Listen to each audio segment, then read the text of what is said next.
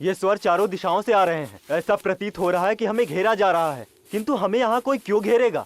जरासंध, उसे ज्ञात है हम यहाँ हम पर आक्रमण करने के लिए उसने सेना भेजी है। परंतु हमारे अलावा किसी को पता ही नहीं कि हम द्वारका से बाहर हैं। उसे किसने बताया है? इसने बताया है, इसका उत्तर भी मुझे ज्ञात है, किंतु इस समय प्रश्न उत्तर का नहीं, नई योजना का है। यदि उन्होंने हमें घेर लिया और हम फंस गए तो हम पे सभी दिशाओं से एक साथ आक्रमण होगा और हम इससे निकल नहीं पाएंगे।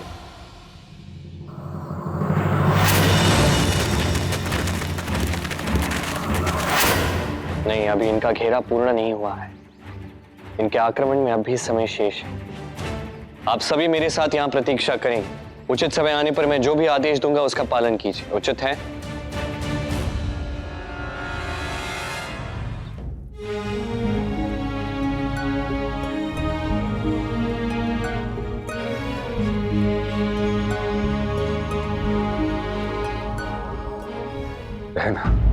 प्रणाम भ्राता रुक्मी।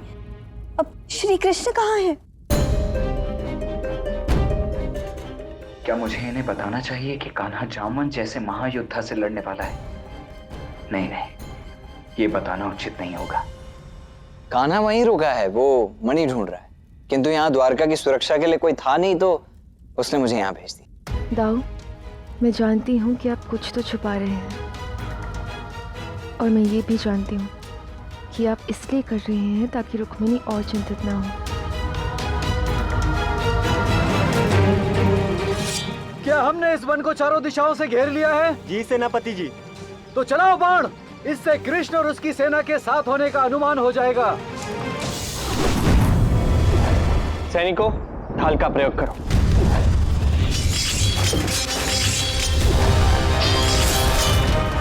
श्री कृष्ण, ये अब हम पे वाणों की वर्षा कर रहे हैं ताकि हम अथाह होकर चित्कार कर दें और हमारी जगह का पता लगा सकें। हमें उनके प्रहार का उत्तर देना चाहिए। नहीं, ऐसा नहीं होगा।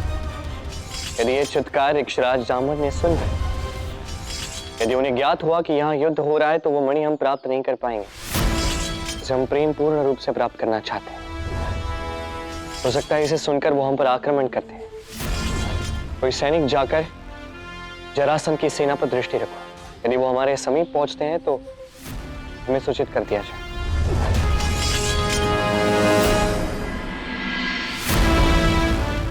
जामवंत अब तक आ क्यों नहीं है?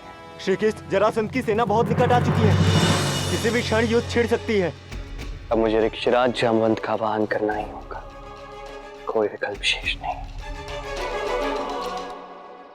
कदाचित तभी ये महायोद्धा आए।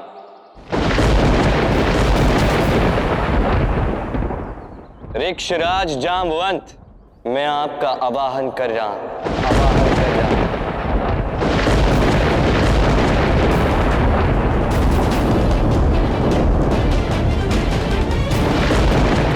मेरे यहाँ आने का उद्देश्य अत्यंत महत्वपूर्ण है और जब तक वो कार्य नहीं होता मैं जा नहीं सकता। आपको यहाँ आना ही होगा।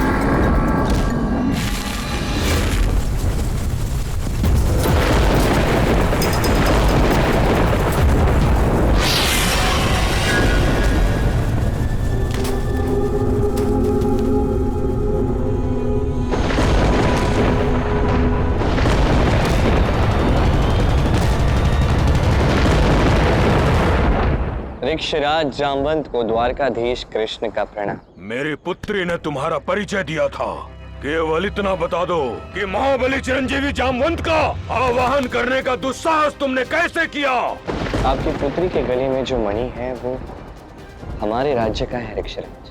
कृपा कर उसे लौटा दे, क्योंकि उसके कारण हमारे राज्य में एक बहुत बड़ी समस्या उत्पन्न होगी। मेरे कुल का, हमारे राज्य का मान सम्मान दांव पर लगा है। वो मेरी मणि है, मैं उसे क्यों लौटाऊं?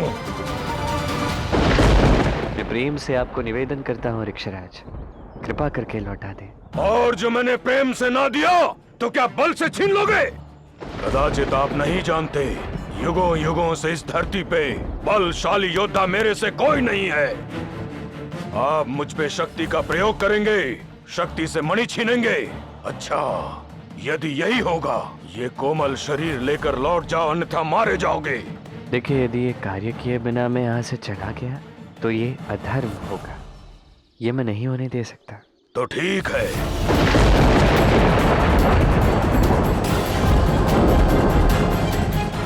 मैं भी बहुत समय से एक बड़े द्वंद्व की प्रतीक्षा में हूँ। तुमसे ही लड़कर देखता हूँ, थोड़ा अभ्यास भी हो जाएगा। यदि मणि चाहिए, तुम इसे जीत कर ले जाओ। सबसे श्रेष्ठ युद्ध वो जो कभी लड़ा ही न जाए, क्योंकि युद्ध की शक्ति से कहीं अधिक बड़ी, कहीं अधिक शक्तिशाली होती है प्रेम की शक्ति। और मैं प्रेम का आग्रह करने आया हूँ आपके पास। युद्ध केवल अंत का कारण बनता है, वही प्रेम सृजन करता है। क्योंकि सच कहूं तो प्रेम करना और उसे निभाना युद्ध करने से कहीं अधिक कठिन है। यदि आप भी चाहें तो हम वार्ता करके प्रेम से इस समस्या का समाधान निकाल सकते हैं ऋक्षराज। प्रेम की बात करते हो, सेना साथ लेकर आए हो। प्रेम में सेना नहीं, संयम चाहिए। किंतु आपने सेना लाकर यह सिद्ध कर दिया कि तुम्हारे मन में कुछ और है और वचन में कुछ और है। इसीलिए तो दाऊ को कहा था कि मुझे सेना नहीं चाहिए, किंतु उनकी चिंता मेरे समस्या का कारण बन गई। कई बार परिस्थितियां जैसी दिखती हैं वैसी होती नहीं है ऋक्षराज। वास्तविकता कुछ और होती है। मेरे पास इतना समय नहीं है, चारों ओर से संकटों से घिरा हुआ हूं मैं, फिर भी अपने संयम की डोर नहीं खो रहा। आपसे भी यही अपेक्षा है, कृपा करके ये मणि लौटा दें। वार्ता करके प्रेम से इस समस्या का समाधान हम निकालते हैं। यदि ऐसा नहीं हुआ तो मेरे पास भी युद्ध करने के अतिरिक्त और कोई विकल्प शेष नहीं होगा। बातें बहुत अच्छे करते हो कृष्ण। वैसे भी अनेक वर्षों से बहुत बड़े द्वंद्व की तैयारी में हूं मैं। आज तुम्हारा और मेरा द्वंद्व होगा। यदि तुम मुझसे द्वंद्व जीते तो वो मणि मैं तुम्हें स्वयं दे दूंगा। जैसी आपकी इच्छा। तो आओ मेरी गुफा में, किंतु स्मरण रहे, इस गुफा से या तो तुम मणि लेकर बाहर जाओगे या कभी नहीं आओगे।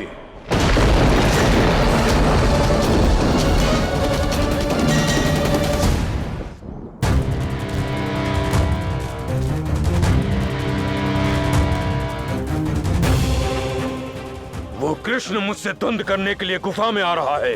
वो जैसे ही आए द्वार बंद कर देना। द्वारका की प्रत्येक सुरक्षा व्यवस्था को ध्यान से देखो और यह सुनिश्चित करो कि सब कुछ सुचारू रूप से। कोई भी संदिग्ध व्यक्ति अथवा गतिविधि दिखाई दे तो सर्वप्रथम तुम सब मुझे आकर सूचित करोगे। उचित है?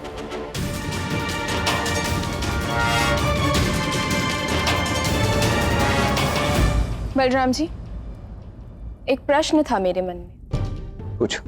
आपने ये तो बता दिया कि श्री कृष्ण वन में मणि ढूंढने के लिए रुक गए, परंतु मेरे काकाश्री, प्राचीन काकाश्री के बारे में आपने कुछ नहीं बताया। वो कहाँ है? वो सभा में सभी थे ना, तो इसीलिए बता नहीं पाया। आपके प्राचीन काका और उनके अन्य मित्रगण मिले थे हमें वन में। किसी ने उन पर आघात करके उनसे उनकी मणि छीन ली थी। आपके प्राचीन काका अब जीवित नहीं है।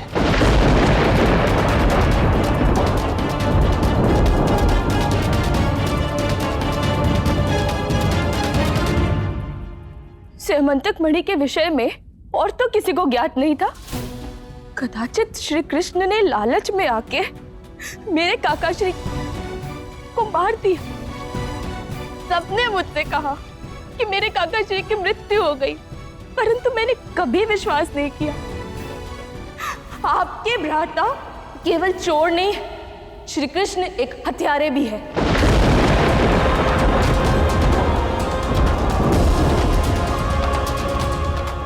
तुम कान्हा को दोषी मान रही हो सत्यभामा, उस पर आरोप लगा रही हो, किंतु तुम्हें तनिक भी अनुमान नहीं है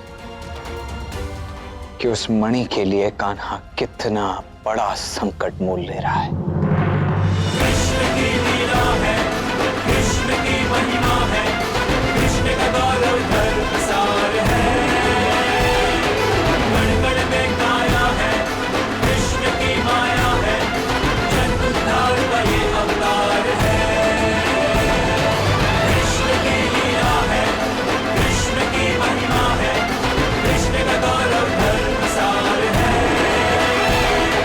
कण कण में काया है, कृष्ण की माया है, जन उद्धार का ये अवतार है। कृष्ण की लीला है, कृष्ण की महिमा है, कृष्ण का गौरव धर्म सार है, कण कण में काया है, कृष्ण की माया है, जन उद्धार का ये अवतार है। मुझे लगा तो नहीं था, किंतु तुम भीतर आ गए। मैं तुम्हारे साहस से प्रसन्न हूँ। मेरे पास अधिक समय नहीं है ऋक्षराज, शीघ्रता करते। यदि आप सज्ज हैं तो द्वंद्व आरंभ करते हैं। अवश्य। मैं तुम्हें वचन देता हूँ, अगर तुम द्वंद्व में जीत गए तो ये मणि तुम्हारी है। जामवंती, मेरी तुमसे यह आज्ञा है कि तुम विजेता को स्वयं ये मणि दोगी, और जब तक ये द्वंद्व पूर्ण न हो तुम यहां नहीं रहोगी। अब जाओ। कृष्ण, मेरे पिता से संसार में कभी किसने द्वंद्व करने का साहस नहीं किया। आप कर रहे हैं। आप हारे या जीते, आपके शौर्य के कारण मेरी शुभकामनाएं आपके साथ हैं।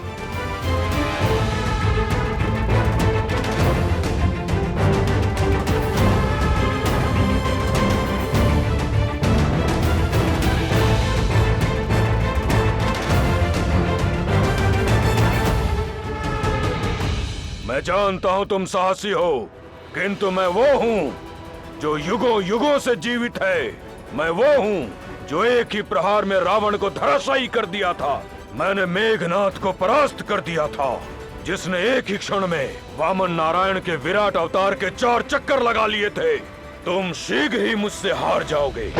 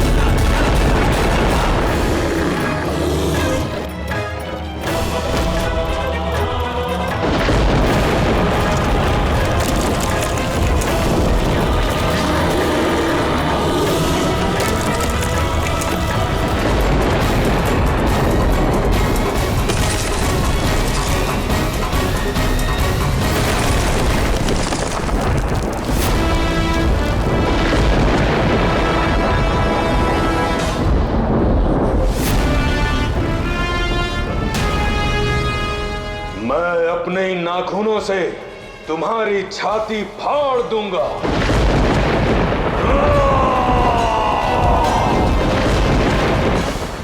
जामवंत तो क्रोध की सीमा पार कर रहे हैं।